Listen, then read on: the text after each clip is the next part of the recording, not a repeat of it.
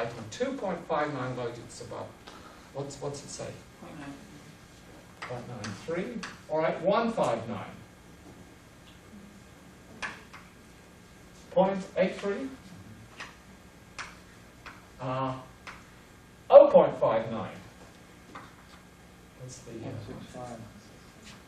Okay. Now we're switching around. So now, it's symmetrical times 0.6. No, it's not. We now know the probability of failing an item 0.41 above her, which would be succeeding on an item 0.41 below her. So 0.60. Yes, 0.60. And then 1.41. 0.8. Oh. Yes. 0.8. 0.8 times. So that likelihood gives 0.93 times 0.83 times 0.65 times 0.6 times 0.8. 0.2408. 0.21. So now we see that indeed this value is higher. In fact, if we were to plot this, we will get the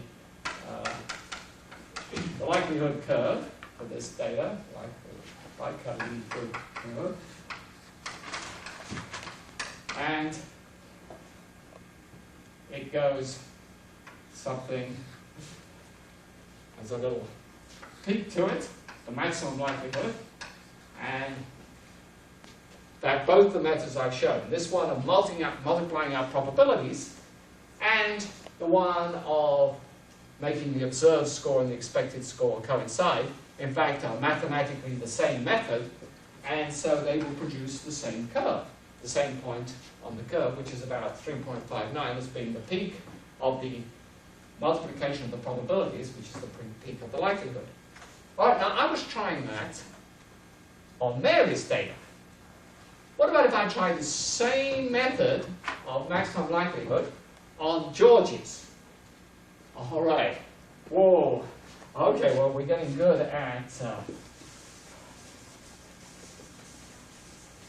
multiplying and dividing, or multiplying and adding.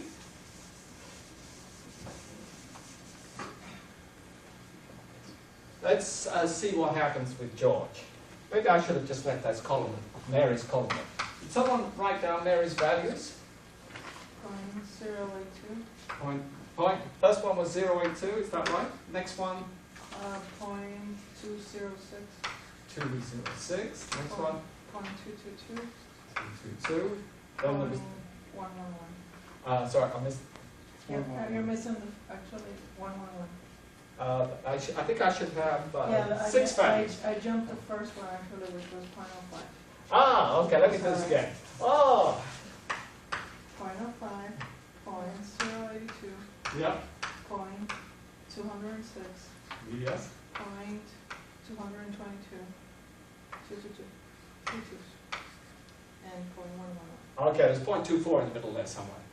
Oh that- yes, it's just that I have my notes in the That's all right. 0.24.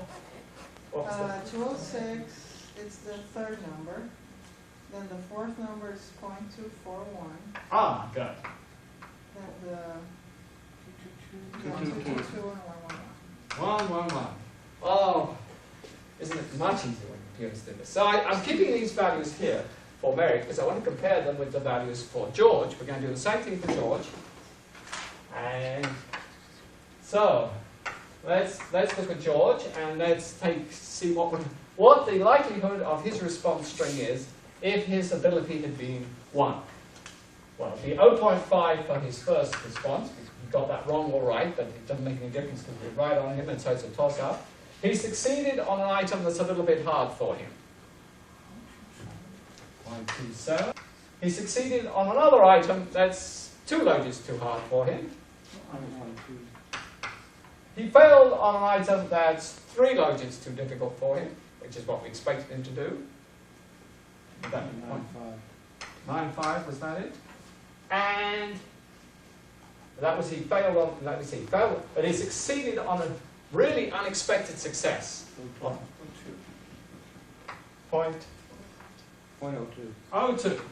All right, so the likelihood of this entire pattern 0.05 times 0.27 times 0.12 times 0.95 times 0.02 is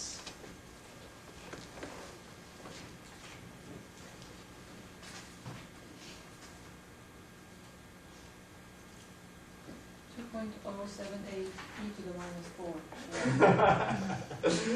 Okay, 0.00 something or another.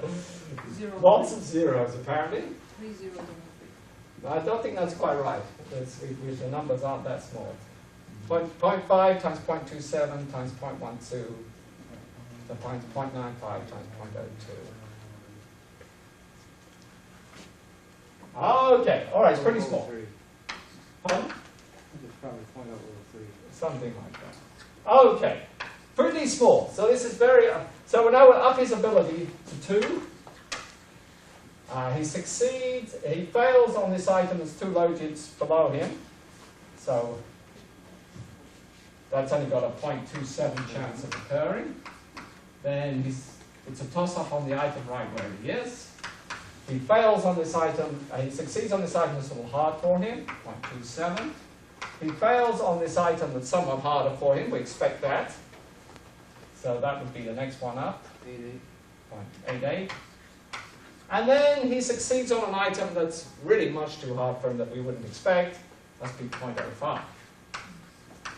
So that's 0.27 times 0.5 times 0.27 times 0.88 times 0.05. 0.002. 0.002. Oh, well, maybe the one above was 0.0003. 0.0003. Okay, so the likelihood is increasing.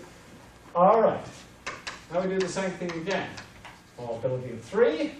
Okay, he's now up to here.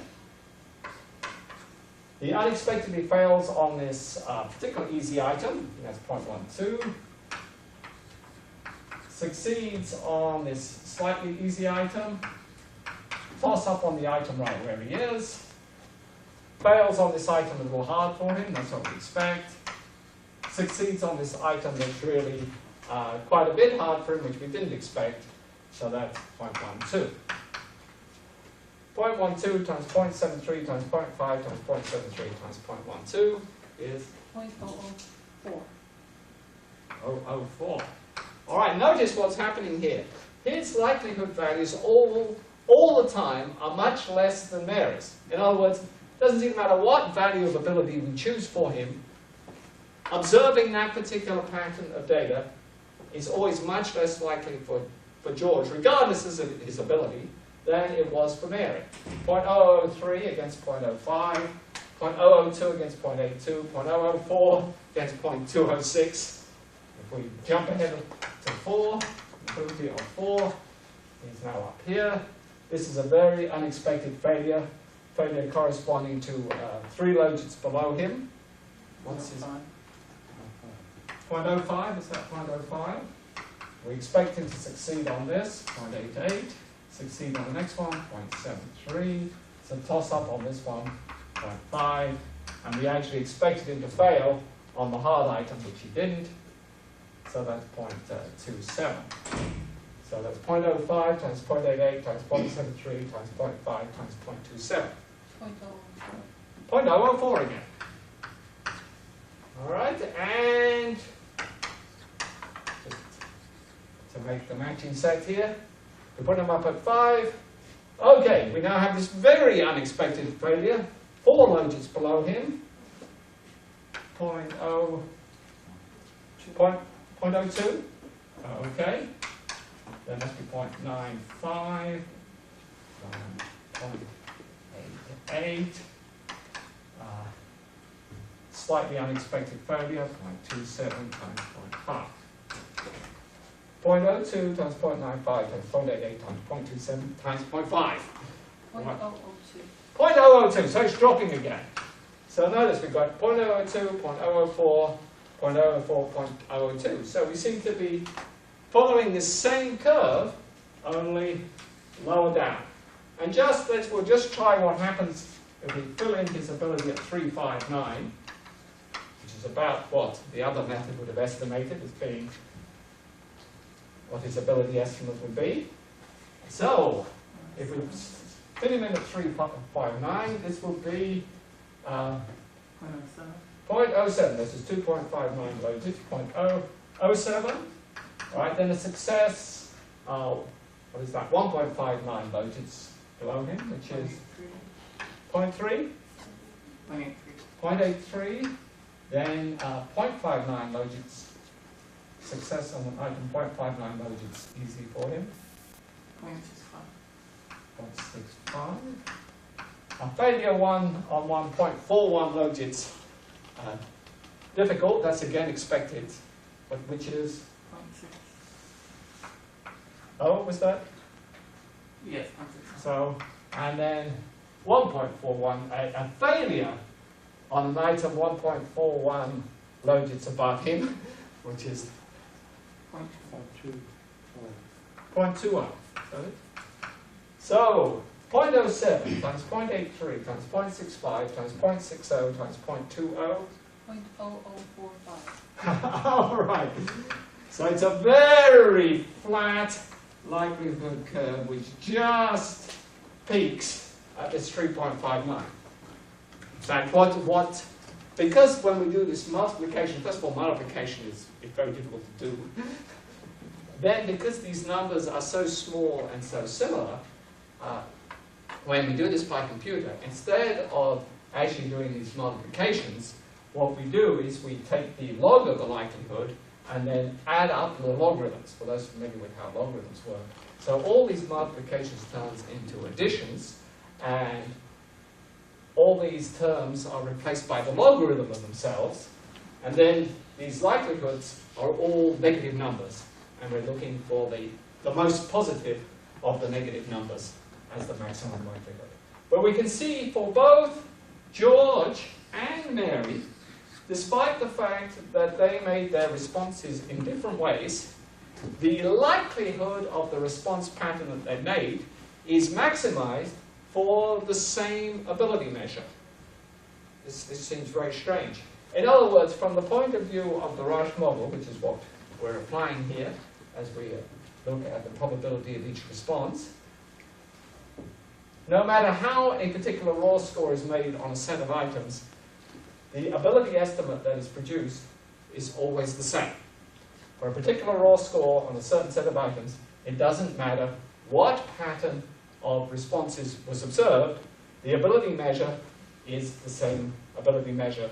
This is using this method of maximum likelihood as we see it here. Thank you. We'll take a break at this moment. Sure. I was like, why you bring My variable. here anyways? It helps keep the hall quiet when you have a big open. It's not. Just hear a thud. You're not recording, are you, Trudy? Yeah, I am.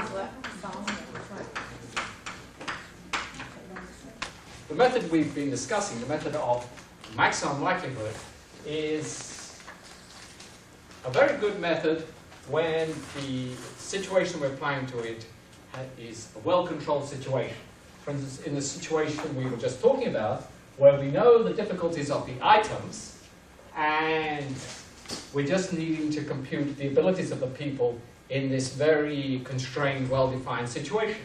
Because then the likelihood curve has just got one maximum, and we know that as we climb the hill, we're sure to get there. And if we discover ourselves at a lower value, it means a lower value of the likelihood, it means that we've somehow passed the peak and need to reverse. And this is what the Newton-Raphson method, which is what I was just using in my illustration, this is how it works. We have a curve at any particular point where we happen to be. We discover the slope of the curve, and we advance a little bit in the direction of the increasing slope using formula that Isaac Newton devised, and that brings us nearer to the peak. And if it takes us too far, then we reverse the process, and ultimately we reach the peak. And this process for a well-behaved curve, as in this situation where we know all the item difficulties and we're just observing the person abilities, usually converges in just 3 or 4 iterations, 3 or 4 estimation processes, and we get to the answer. But what if we're in a more complicated situation? What if we're in the situation of joint maximum likelihood estimation, which is also sometimes called unconditional maximum likelihood estimation? Now we are estimating both the item difficulties and the person abilities at the same time. Now, instead of having just one curve to think of, we in fact have a complicated surface, because in one direction the person abilities are changing, but in another direction the item difficulties are changing.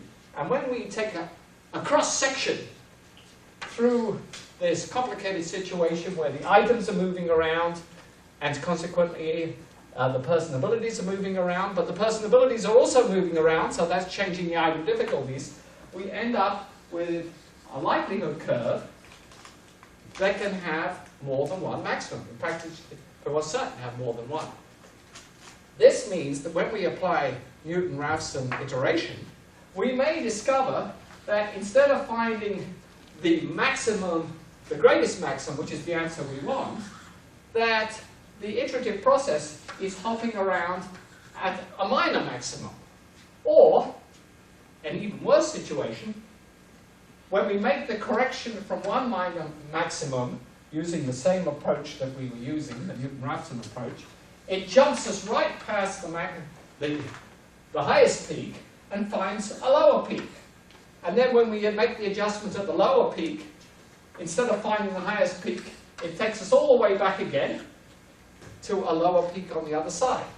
Then we have a situation where the estimation process jumps from one peak to the other peak and back again, and doesn't seem to be able to get out of this. It gets stuck. And the iterative process never converges, and this is a situation that can easily arise as a larger and larger percentage of the data becomes missing, because then there may be a local maximum for part of the data, and then another local maximum for another part of the data. But when you put them both, all the data together, the overall maximum's in a different place. But the iterative process has a lot of trouble finding it, finding where the overall maximum is, and tends to hop from one maximum to the other and back again. So consequently, under these circumstances, when this situation arises, as is becoming more and more common now, as data designs are being introduced where there's a larger and larger proportion of missing data, then instead of using the Newton-Raphson approach, we can switch over to using a different approach, which is a curve-fitting approach. Because we happen to know, we know more than Newton knew about our particular problem. Our particular problem, we happen to know that the relationship between abilities and difficulties and probabilities is a logistic ogive. So we know that underneath what's going on, and this applies even for rating scales, because the relationship between two categories on a rating scale is also defined by a local logistic ogive between the probability of observing one category and the probability of observing an adjacent category, is always following this logistic ogive. So we know that now we are back to a well-behaved curve instead of a very peculiar curve or surface. So what we can now do is apply the same logic to this curve that we were applying, that Newton would have applied to an unknown curve. And basically that is that for any particular ability measure, we are predicting something, a probability of success, say. We can compare that prediction with what was actually observed. If what was observed was higher, we can then go from that higher value back to the curve, come down again, and go from, say, one ability measure to an improved ability measure. This is, in fact, even more mathematically complicated to put into effect than the maximum likelihood, but computers have a great ability with complicated arithmetic. So consequently, for the computer, this is no greater challenge. And this tends to be a lot more robust than the maximum likelihood method. So this approach here, this curve fitting approach, curve fitting to a logistic ogive, is in fact the method that's implemented currently in the Winsteps computer program as being robust, particularly against missing data and categories that are observed to have very few responses. If, for instance, one has a rating scale, say with 4 categories, and the frequency of category 1 is observed 1,000 times in the data, and category 2 is observed 10,000 times, and category 3 is only observed 4 times, and category 5 is observed 20,000 times in data. This is a very difficult set of data values to estimate from, because if one thinks in terms of log odds, this is the log odds of approximately 10,000 over 4, or 4 over 10,000, depending which way the scale is going. And this is the log of 4 over 20,000. And these are large opposite values with very little data to estimate from. So many estimation methods have a lot of trouble estimating the parameter values that go with these data values, but this particular curve fitting approach can handle this without much problem. Maximum likelihood has a lot of difficulty finding the maximum value estimates for these data. So that was just a finish off on the estimation side. Now we'll think about the fit side.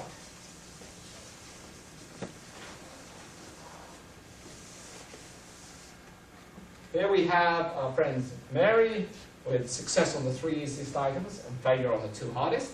This is a predicted set of responses. George with a failure on the easiest item, a success on the hardest item, and an unexpected set of responses.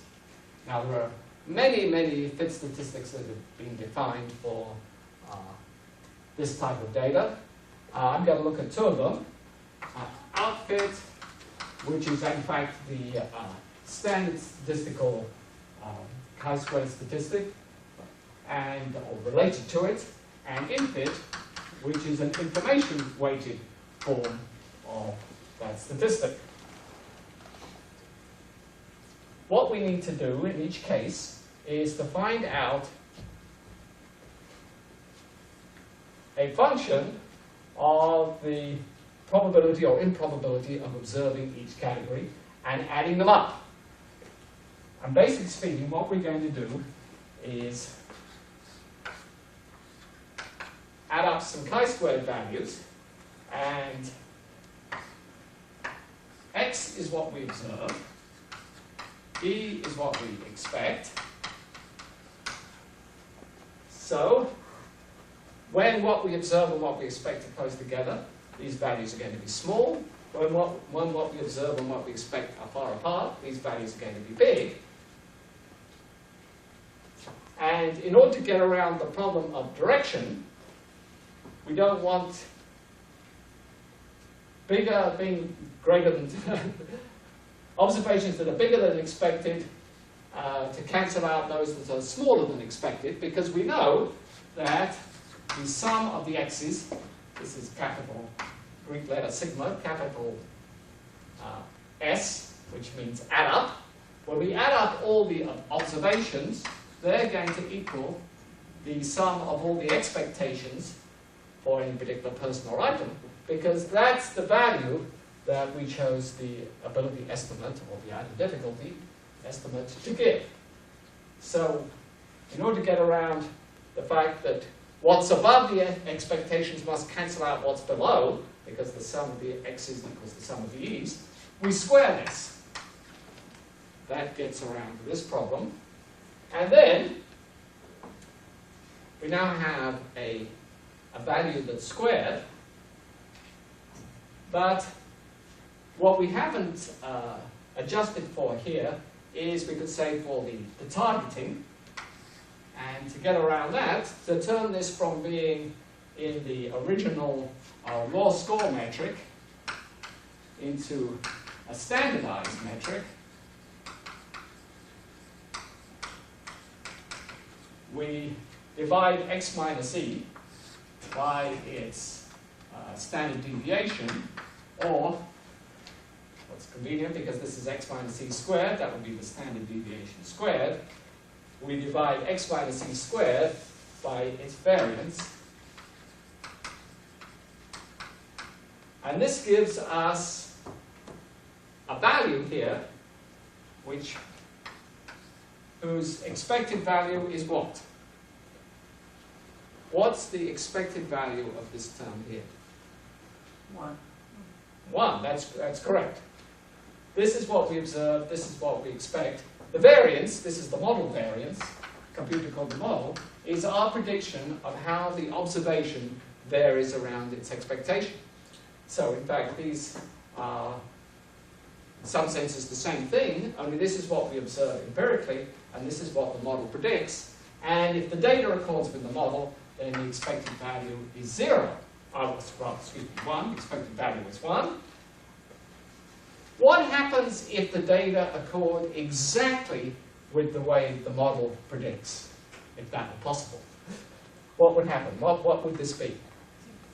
0, yes, because all the x's would line up with all the e's, if that were possible. The observation of expectation would line up exactly right. So when these values go less than 1, it means that we are predicting very well, maybe even too well. And if this value goes above 1, it means the observations are getting far away from their expectations, so we are predicting less well. So when this goes above 1, and technically we could go all the way up to infinity, it can never get below 0 because these are all positive terms. X minus e squared and the variance are all positive terms, so it can never get below 0. But it can go up to infinity, and then the data becomes too noisy or unpredictable.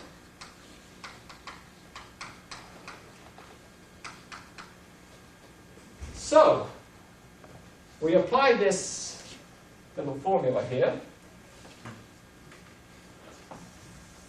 X minus e squared divided by the model variance. We apply this in two different ways, one for the outfit and one for the input. We'll do the outfit one first. The outfit, what we do with the outfit is we sum these squared standardized residuals, x minus e squared variance, over as many observations as there are. So if somebody has taken a test of length L, if somebody's taken a test of length L items, what's the expected value of this sum? Well, what was the expected value of x minus e squared over the variance? 1. So if we take L items, its expected value is L. So if we divide this by L, what's the expected value of this entire term? 1. That's right. So that's what we're going to do. This is the outfit statistic. This, in fact, is the formula for the outfit statistic, and we'll do it right now. We'll just do it. We'll do it for George here. Okay. Down at the bottom here, we observe a 0. We expect his ability is 3.59. He's taking item 2.59 logits below him, so what do we expect him to do on this item? 2.59 logits below him. It's an easy item. 0.06. No, okay. What do we expect? No, we expect him to succeed. So we expect, what was it, 0.94 or something? Pardon? Something like 0.93. We're going to square that. And then what's the variance here? You can see that from 0.93 times 0.07 approximately. Must be about 0.06. Is that right? 2.59. It's on the variance side of the page. Pardon? 0.06. Good. 0.06. So that term, 0 minus 0.93 squared divided by 0.06 is George's squared standardized residual here for his response to the easiest item, which is the first term of this outfit equation. And we do it again, the expression.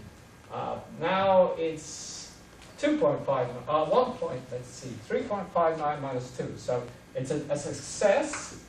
We expect on an item 1.59 logis below him. 0.83 was it? 0.83 squared. And the variance is